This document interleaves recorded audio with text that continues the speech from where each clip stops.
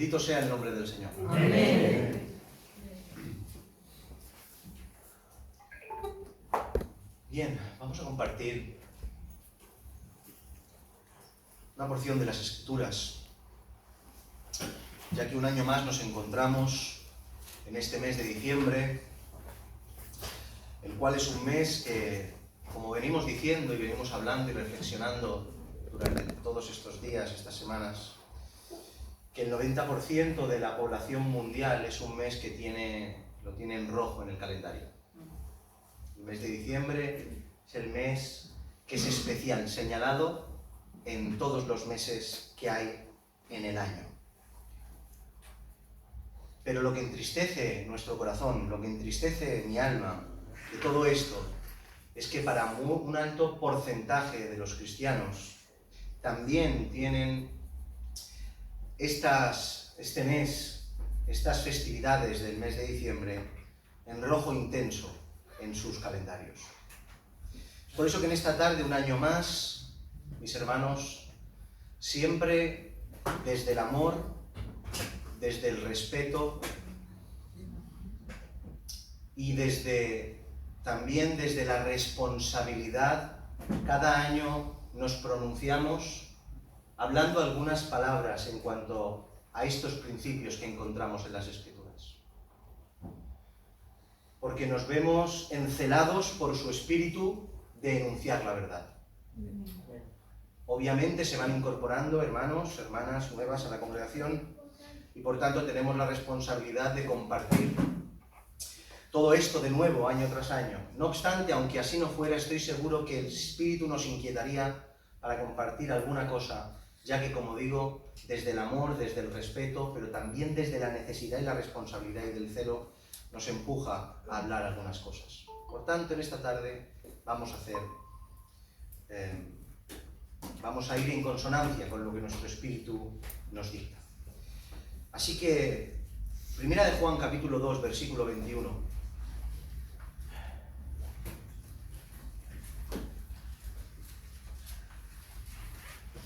Primera de Juan, capítulo 2, versículo 21.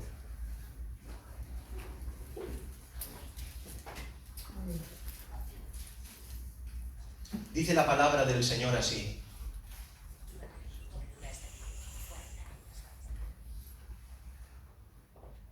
Amén. Toma tú el control, Señor. Amén. No os he escrito como si ignoraseis la verdad, sino porque la conocéis y porque ninguna mentira procede de la verdad. Amén. Otra vez. No os he escrito como si ignoraseis la verdad, sino porque la conocéis y porque ninguna mentira procede de la verdad. El texto que hemos utilizado y que acabamos de mencionar viene perfecto para abordar la cuestión en cuanto a aquello que queremos resaltar y hacer énfasis en esta tarde. Obviamente, aunque también se aplica, no nos estamos dirigiendo exactamente a aquellas personas que, llegados estas fiestas, aun siendo cristianos, celebran la Navidad de la misma manera que la celebra el mundo, tomando por pretexto estas fiestas para excederse en glotonerías, en bebidas, en festividades, como hacen los del mundo. Obviamente que no aplica en este sentido directamente, sí, indirectamente, sino que haremos más énfasis en estos hermanos que tenemos en diferentes congregaciones, los cuales toman la Navidad como el momento idóneo para conmemorar la encarnación del Señor Jesucristo y hacer culto en contexto a ese principio, asociándose a la Navidad y teniendo la Navidad como una festividad bíblica, o al menos de la cristiandad. Su contexto, el que hemos leído, tiene que ver con aquellos que decían que Jesús, entre otras cosas, que decían que Jesús no era el Mesías prometido. Dice Primera de Juan, el verso 22, dice: ¿quién es el mentiroso sino el que niega que Jesús es el Cristo? Este es el anticristo, el que niega al Padre y niega al Hijo. Por tanto, Juan les advierte sobre estas personas y sobre sus mentiras, ya que precisamente por esas mentiras, por ver en su boca y su conducta esta clase de mentiras, dice que no permanecieron con nosotros, ya que eran incompatibles, porque en realidad no eran de nosotros. Y continúa Juan poniéndoles en contexto, diciéndoles que, por tanto, como vosotros sabéis esto, no os engañéis, ya que gracias a Dios tenéis la unción del Santo y por ende sois conocedores de la verdad y sabéis que ninguna mentira procede de la verdad. Este principio que encontramos en esta porción de las Escrituras es aplicable al resto de aspectos que nos podemos encontrar a lo largo y ancho de nuestra andadura como creyentes. Y la Navidad no es una excepción a la hora de aplicar estos mismos principios a esta festividad que tenemos en diciembre y que muchos cristianos, muchos hermanos practican. Lo primero que podríamos y podemos apreciar, y de que de alguna manera es el eje central de este versículo, y gira en torno a toda esta porción de las Escrituras, es que ninguna mentira puede proceder de la verdad. ¿Estáis de acuerdo? Amén. Creo que para ningún creyente esto es algo extraño o difícil de entender y aceptar, ya que no hay un cristiano sobre la faz de la tierra que no sepa que la mentira es pecado. Amén. ¿Ustedes creen que hay algún cristiano que diga que la mentira no es pecado? No existe sobre la faz de la tierra. Porque todos entendemos como cristianos que no podemos mentir y que la mentira es absolutamente pecaminosa. Amén. Sabemos que Dios aborrece la mentira. Amén. Proverbios capítulo 6, verso 16 al 19 dice: 6 cosas aborrece el Señor, y aun 7 abomina mi alma: los ojos altivos, la lengua mentirosa, las manos derramadoras de sangre del inocente, el corazón que maquina pensamientos inicuos, los pies presurosos para correr al mal, el testigo falso que habla mentiras y el que siembra discordia entre hermanos. La aborrece, la quiere sacar de su entorno el Señor. Él nos ordena encarecidamente que no mintamos. Dice Colosenses 3:9: no mintáis los unos a los otros, habiéndoos despojado del viejo hombre con sus hechos. En Éxodo capítulo 23, verso 7 dice: de palabra de mentira te alejarás y no matarás al inocente y el justo, porque yo no justificaré al impío. Levítico 19:11: no hurtaréis, no engañaréis, no mentiréis, dice la palabra del Señor. No os mentiréis el uno al otro, dice exactamente. Y nos advierte que dicha mentira practicada, aquel que toma esto que aborrece al Señor y lo toma como parte de su vida, dice Apocalipsis capítulo 21, versículo 27, pero los cobardes, los incrédulos, los abominables, homicidas, los fornicarios, los hechiceros, los idólatras y todos los mentirosos tendrán su parte en el lago que arde con fuego y azufre, que es la muerte segunda. De ahí la petición que debería estar en boca de todos los hijos de Dios, que encontramos en reiteradas ocasiones en las Escrituras, y he aquí un ejemplo en el Salmo 119, verso 29, en el cual dice: aparta de mí el camino de la mentira. Amén. Y en tu misericordia concédeme tu ley. Amén. Por tanto, también diremos que para nada es difícil de entender de que si la mentira es pecado, y es obvio para todo el mundo, ninguna asociación puede tener con Dios, o sea, la mentira puede tener con Dios, y en consecuencia directa con el creyente. La mentira es pecado, por tanto no puede tener ninguna mentira relación con Dios, y en consecuencia relación con el creyente que dice seguir a Dios. ¿Me siguen? Amén. Dios es santo. Amén. Y en Él no existe la posibilidad de que tenga ningún mínimo de relación con el pecado y por ende con la mentira. Él es todo lo contrario a lo que la mentira es. Todo lo contrario, porque Dios es verdad. Amén. Aleluya. Amén. Dios es verdad. Su palabra es verdad, todo lo que de Él procede es verdad, ningún ápice de mentira tiene relación con Él, ni con lo que procede de Él, ni con sus enseñanzas, ni con su pueblo santo, ni con nada que tiene que ver con Él. Dios es verdad y la mentira no tiene cabida en Dios. Amén. Es por eso mismo que este texto grita encarecidamente, ninguna, absolutista el texto, ninguna mentira procede de la verdad. En otras palabras, no se puede, escuchen, estén atentos a esto, no se puede construir mentiras en base de la verdad, ni se puede construir una verdad teniendo como fundamento la mentira. O sea, Dios y sus cosas tienen como fundamento la verdad y se tiene que sobreedificar sobre ese fundamento de verdad más verdad. Amén. No hay cabida para fundamento de mentira y sobreedificar verdad, y tampoco hay cabida para tener fundamentos de verdad y sobreedificar mentira. Si el fundamento es verdad, lo que sobreedifica tiene que ser verdad y viceversa. Amén. ¿Entendéis esto? Amén.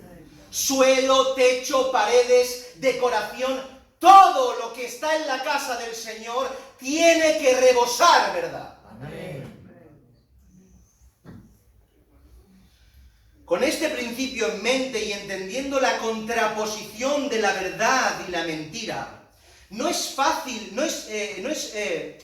entender que por mucha verdad, o sea, difícil de entender que por mucha verdad que se tenga, o bien en sus bases, o bien en cuanto a aquello que se sobreedifica, si se empieza o se termina, mis hermanos, con mentira, se aparta de la realidad de Dios. Amén. Así pues, aunque la Navidad está envuelta para ciertos sectores del cristianismo en santidad, sigue siendo una absoluta mentira. Amén.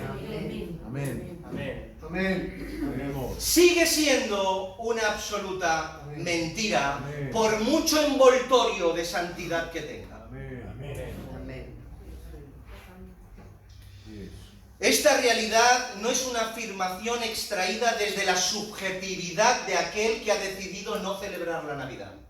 Amén. Esto no lo predico porque lo siento, Amén. o porque me apetece, porque es plato de buen gusto. Muchos disgustos y sinsabores y dolor nos produce eso. Amén. Amén. Amén. Esto lo hacemos porque hemos entendido que la Biblia lo expresa. Amén. Y que es la voluntad de Dios. Aleluya. Como bien hemos demostrado por las Escrituras, Dios no puede estar relacionado con aquello que Él mismo condena. Y la mentira y en consecuencia la Navidad están incluidas. Es por eso que creo que todo cristiano responsable debería como mínimo plantearse qué es lo que está celebrando. ¿No lo creen? Amén. Amén. Como mínimo planteárselo. ¿Qué es lo que está celebrando? ¿Cuáles son los motivos del por qué lo hago? Y lo más importante, ¿tengo licencia del cielo para hacerlo? Amén. O sea, ¿las Escrituras me dan licencia para celebrar la Navidad? Mis hermanos, lo que nos diferencia del mundo como cristianos no es aquello que nuestros labios confiesan. Otra vez, lo que nos diferencia como cristianos no es aquello que nuestros labios confiesan. Creo en Jesús y para Él es toda mi vida. No marca la diferencia dicha confesión. No la marca, es necesaria, pero no la marca. Sino la manera que vivimos después de haber confesado tal verdad. Lo que vives es lo que dice lo que eres. No lo que confiesas. Lo que vives. Tu boca puede confesar verdad, pero tus pies practicar la iniquidad. Amén. Es lo que vivimos, lo que determina lo que somos. Por tanto, lo que en realidad nos diferencia es que nuestro estándar y directriz de vida no lo establece ni la sociedad, ni las naciones, ni la cultura, sino su bendita palabra, y solo en ella encontramos la verdad. Amén. Es por eso que dice en Josué 23, 6, 7, esforzaos pues mucho en guardar y hacer todo lo que está escrito en el libro de la ley de Moisés. Noten, sin apartaros de ello ni a diestra ni a siniestra, para que no os mezcléis con estas naciones que han quedado con vosotros. Juan 17, 17, santifícalos, apártalos, sepáralos en tu verdad. Amén. Tu palabra es verdad. Amén. Por tanto, si fuésemos conscientes de nuestra responsabilidad para con Dios, en cuanto a aquello que tenemos que hacer, vivir, pensar y hasta respirar, consideraríamos menos nuestro ego, nuestro deseo y nuestra conciencia y atenderíamos más la voluntad de Dios en las Escrituras que está expresada. Solo así nos daríamos cuenta de aspectos tan esenciales como los que estamos presentando en cuanto a mezclar la mentira con la verdad. Y en cuanto de esta verdad está en las Escrituras. Comenzando de cosas tan insignificantes que seguro que lo han leído y lo tienen en la mente porque a veces no lo comprendemos, de que el Señor dictaminó que no se mezclara lana con lino. ¿Verdad que lo hizo el Señor?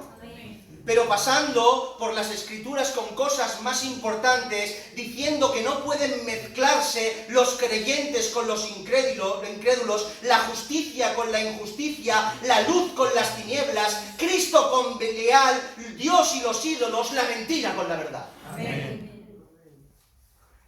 Dios ha establecido que ningún tipo de mezcla, ningún tipo de asociación con aquello que no procede de Él, con las mentiras que proceden del mundo, pueden tener relación con su santidad. Amén. ¿Y por qué tanto énfasis en no mezclar lo santo con lo impuro Dios establece? ¿Por qué tanto, Dios mío? Sencillo, en primera instancia, porque Dios así lo determinó. Amén. ¿Tenemos que saber más? No tienes que saber más, Dios lo ha dicho. Amén. Dios lo ha dicho. Desde el principio Dios creó, desde el principio cuando creó la humanidad, cuando creó el planeta Tierra y la Tierra estaba desordenada y vacía, Dios desde el principio decidió separar. Amén. Y dijo, por un lado la luz y por otro lado las tinieblas. Amén. Así lo dictaminó Él. Y si no se hubiera explicado más, hubiera dado igual. Porque Dios no quiere ningún tipo de mezcla con nada que tiene que ver con su santidad. Pero sí que da explicaciones y muchas. Y entre ellas, entre estas explicaciones, es porque siempre que lo santo se acerca a lo impuro, siempre que la verdad juguetea con la mentira, no contamina lo santo a lo puro ni la verdad a la mentira, sino que la mentira mancha la verdad y que lo impuro mancha lo puro. Amén. Esto es así. El sacerdote quedaba contaminado a la mínima que tocaba algo que las Escrituras establecían que quedaba impuro. Amén. Ya no podía oficiar, pero no es santo. No tiene el espíritu, no ministra el templo, porque roce un cadáver ya queda. Sí, porque lo mínimo impuro que toque a lo santo lo contamina. Amén. ¿Qué cosas? El sacrificio de la misma manera. Mis hermanos, ¿qué importa una marca entre medio del pelo del animal que ni siquiera se ve? Sin embargo, los sacrificios por 3 días se examinaban y los sacerdotes pelo por pelo, pezuña tras pezuña, diente por diente, ojos por todos los lados, miraban que no tuviera ni una marca. Amén. ¡Ni una! Porque a la que tuviera una ya no era lícita para el sacrificio. Amén. ¡Una marca! Un pelo, una marca infectada anulaba todo el animal. Porque porque lo poco de lo impuro contamina a lo puro. Por eso dice la Escritura en Gálatas capítulo 5, verso 9, un poco de levadura leuda toda la masa. Amén.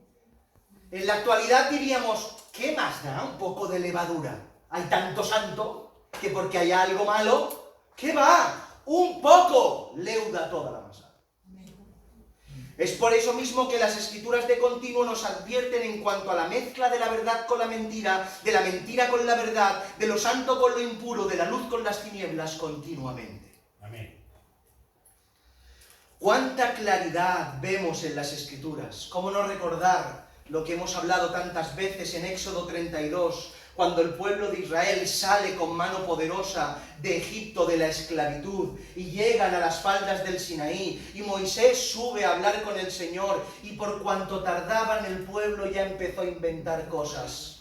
Y como tenía tradición de 400 años de esclavitud en el desierto, dijo a Aarón, coged los zarcillos de las mujeres, echémoslo ahí y hagamos una imagen de fundición. E hicieron un becerro de fundición para hacer fiesta. ¿A qué? ¿Saben lo que dice la Escritura? Esto hoy es fiesta a Jehová, dice la Escritura. Esto hoy es fiesta al Señor. Ellos tomaron la tradición aprendida de la mentira, el pecado y la idolatría, y con lo que tenían quisieron hacer culto al Señor. Amén.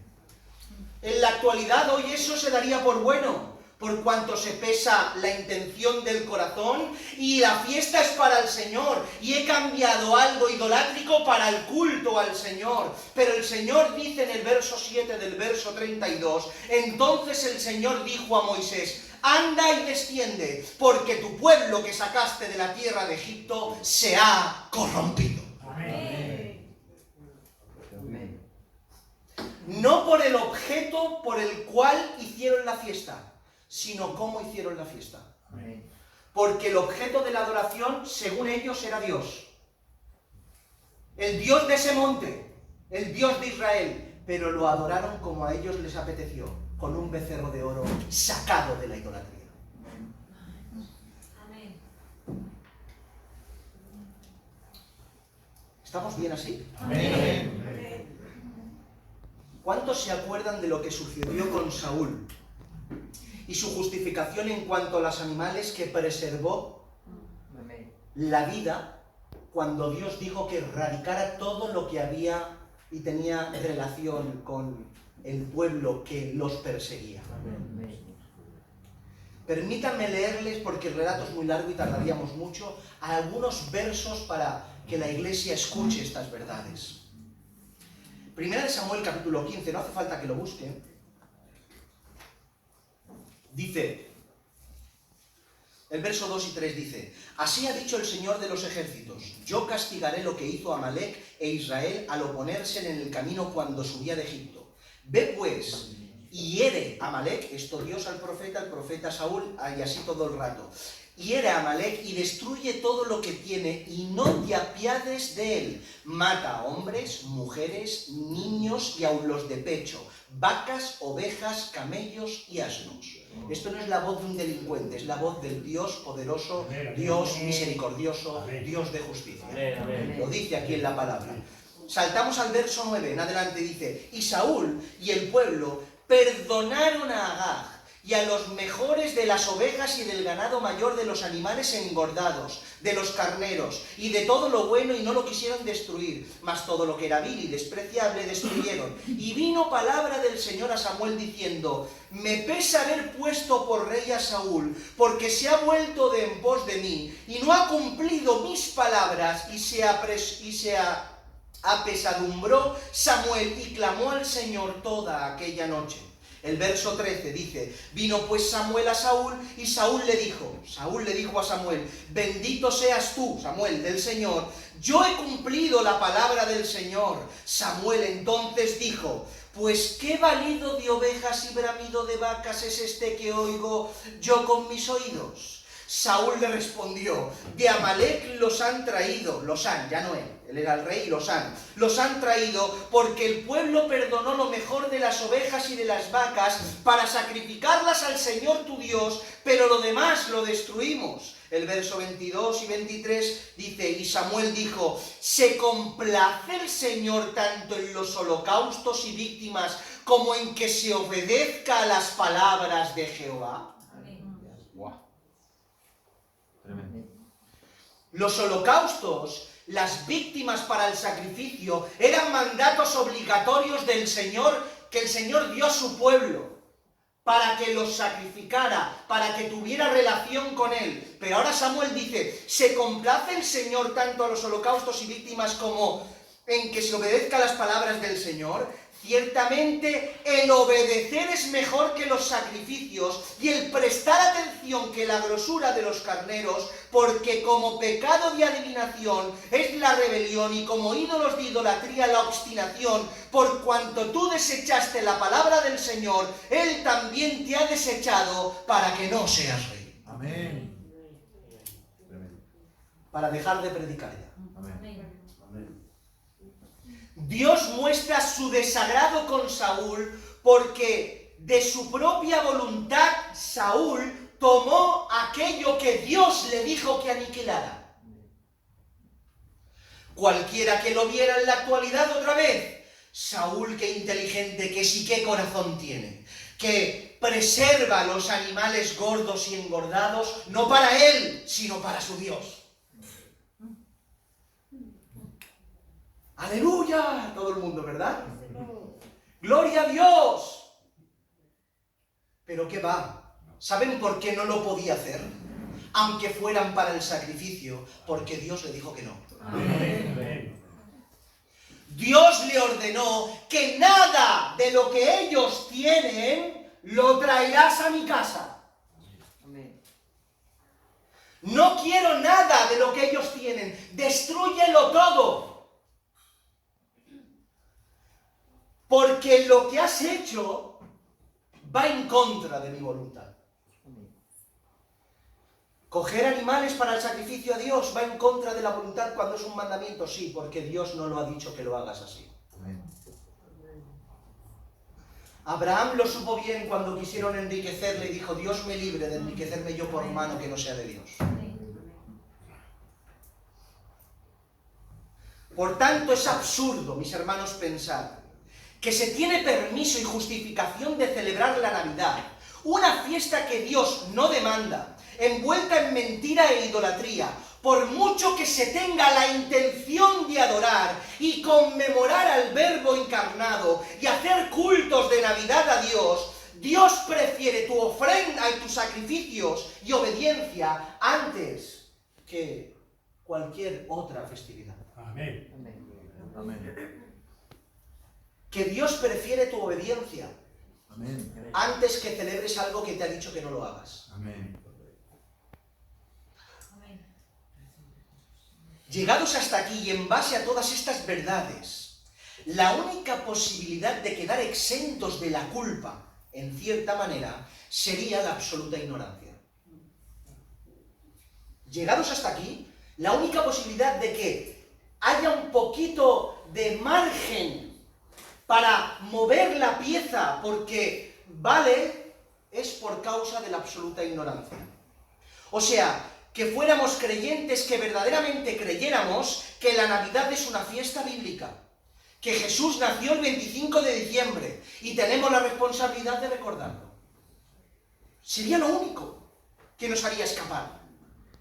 Pero mis hermanos, no es el caso el cual nos encontramos en el 90% de la gente. Haciendo alusión al texto de referencia que hemos tomado, podemos ver lo siguiente. Como ya hemos resaltado, el apóstol Juan les escribe completamente convencidos de que son conocedores de la verdad.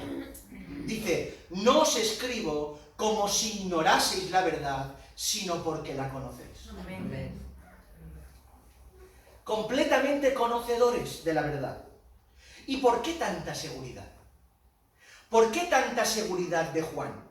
¿Por qué esta rotunda afirmación de que estoy convencido de que no ignoráis la verdad, sino que sois conocedores de ella. Porque estaban provistos de todas las herramientas necesarias para no ignorar la verdad, sino abrazarla. Tenían el testimonio de Jesucristo y el testimonio de los apóstoles. Tenían su bendita palabra para corroborar todo aquello que era mentira y todo aquello que era verdad. Y más importante, como dice, vosotros tenéis la unción del Santo. Amén. Así pues, no podían ser engañados por aquellos que les decían mentiras acerca del verbo de vida, porque ellos eran conocedores de la verdad en base a las herramientas que Dios les había provisto, la Escritura, el testimonio y el Espíritu. Por tanto, este principio se aplica a todos los aspectos que nos encontramos en nuestra vida como cristianos, y hoy nos encontramos que la mayoría, salvando alguna excepción muy puntual, todos somos conocedores de la verdad. Amén. ¿O no? Amén. Es algo conocido por todos que la Navidad ni es una fiesta bíblica y que está rodeada de mentira y tiene sus orígenes en el paganismo y la idolatría. Es conocido por todos. Amén.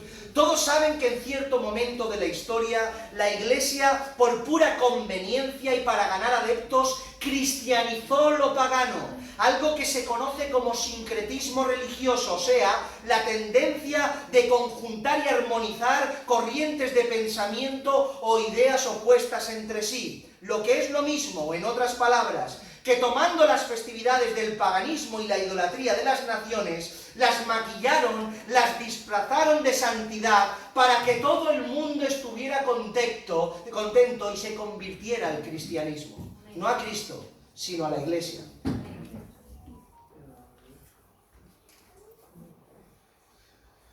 Por tanto, todos saben que en consecuencia de eso tomaron la figura de Jesús y la pusieron en sustitución del nacimiento de las deidades solares del solsticio de invierno. Sí. Mis hermanos, que esta barbaridad que acabo de decir, todo el mundo lo sabe. Amén. Amén. Que es de locos, que todo el mundo lo sabe. Y no solo eso, sino que también todo el mundo sabe que los primeros cristianos no participaban de dichas festividades, sino que huían de la idolatría. Ellos conocen que muchos cristianos sostenían el principio regulador, que sostiene que nada que no esté expresado en las Escrituras tenemos licencia como cristianos para practicar. Ellos conocen de que los puritanos prohibieron la Navidad dentro de sus iglesias y conocen que en países como Inglaterra, en Escocia, en partes de América, se prohibió a nivel de Estado el celebrar la Navidad por su origen pagano. Amén. Y por su relación con la mentira. Escúchenles hablar, no lo digo yo.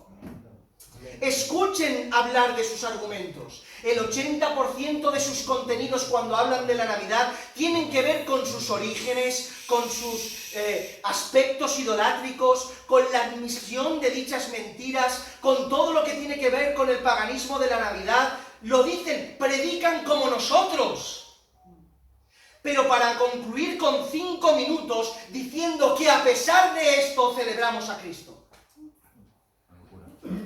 Conociendo toda la verdad que hemos expresado en cuanto a la mentira y su relación con la mentira, que está en las Escrituras, y toda la verdad de que la Navidad es mentira.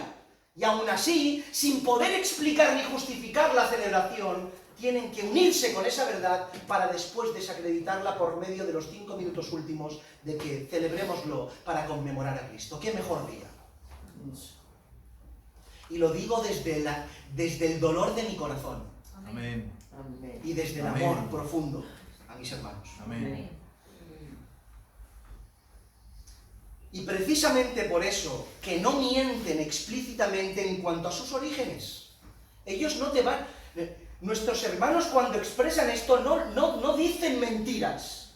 En cuanto directamente, no dicen que está en la Biblia, ni que nació el 25 de diciembre, ni que es una ordenanza. No lo pueden decir, porque coinciden en todo esto. No mienten explícitamente en cuanto a sus orígenes, pero escuchen, pero sí lo hacen por asociación, por ocultación y por el doble rasero que en ocasiones utilizan. Amén. Amén. Amén. ¿Verdad? Se asocian con una mentira, ocultan ciertos principios de verdad que predican en otros sermones, pero en ese sermón no cuadra, y hay un doble rasero porque son absolutamente estrictos, y amén a eso como tiene que ser, y son ejemplo para ello en cuanto a otros principios que nosotros quizá aún ni siquiera hemos llegado.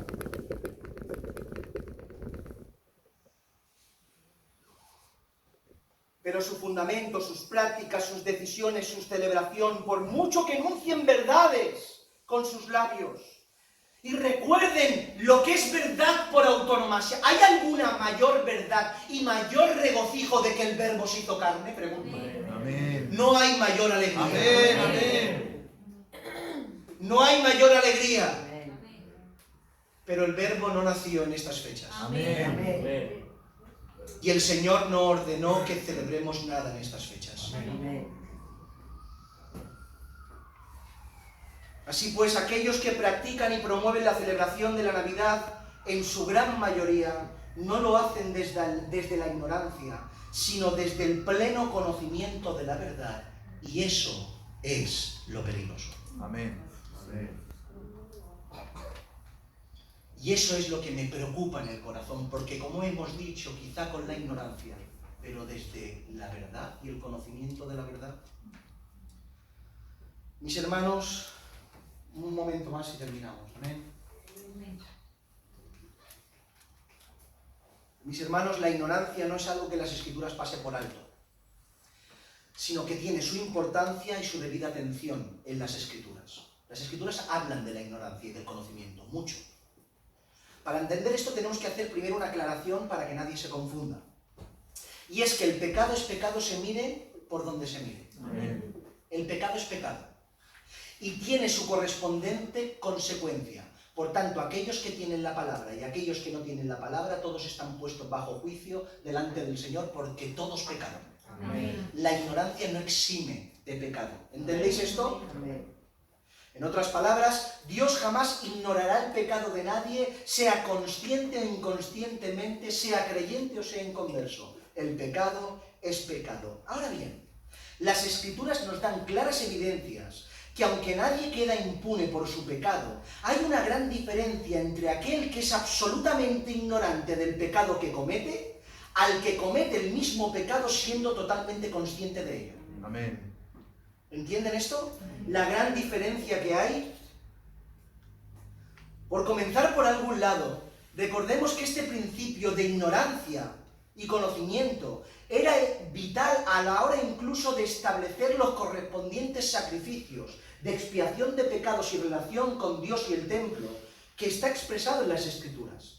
En Levítico capítulo 5, verso 18, por poner solo un ejemplo, dice: traeré pues el sacerdote para expiación, según tú lo estimes, un carnero sin defecto de los rebaños, y el sacerdote le hará expiación por el yerro que cometió por ignorancia, y será perdonado.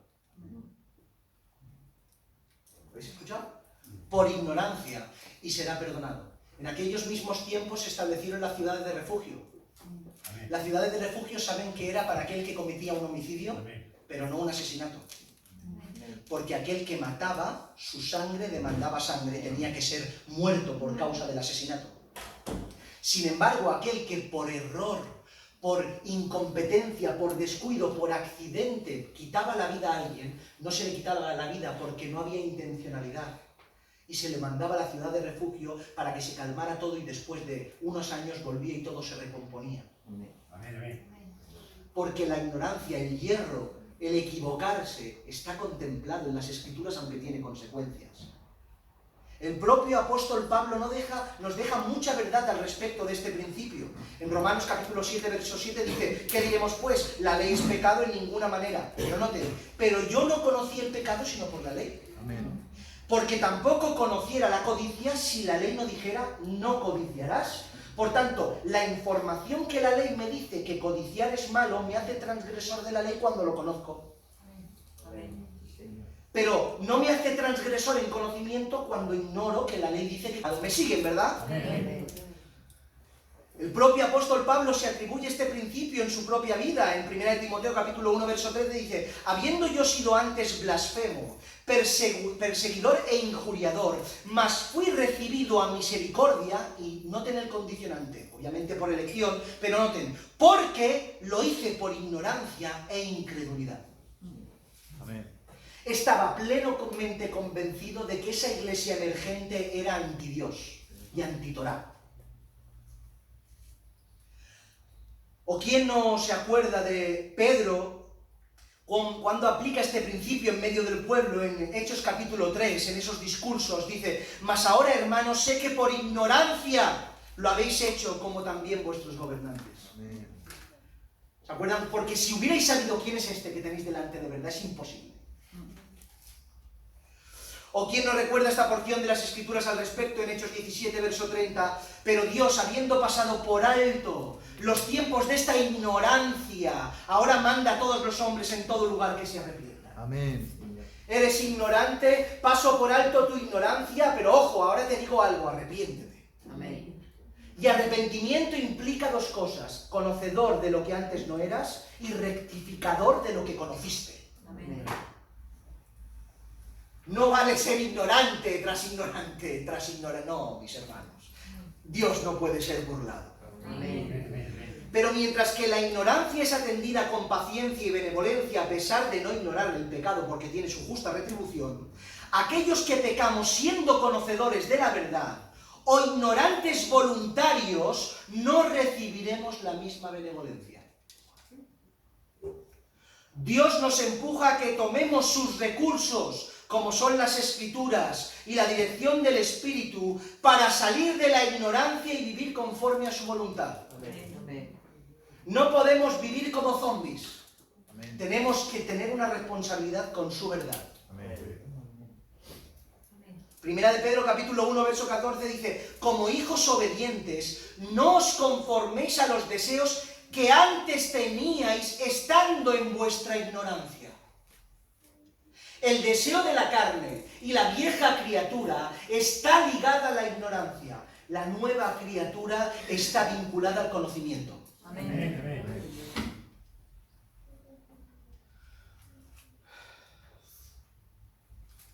Pero muchos persistimos en quedarnos a oscuras, ¿verdad? Para seguir quedándonos a oscuras porque no nos conviene.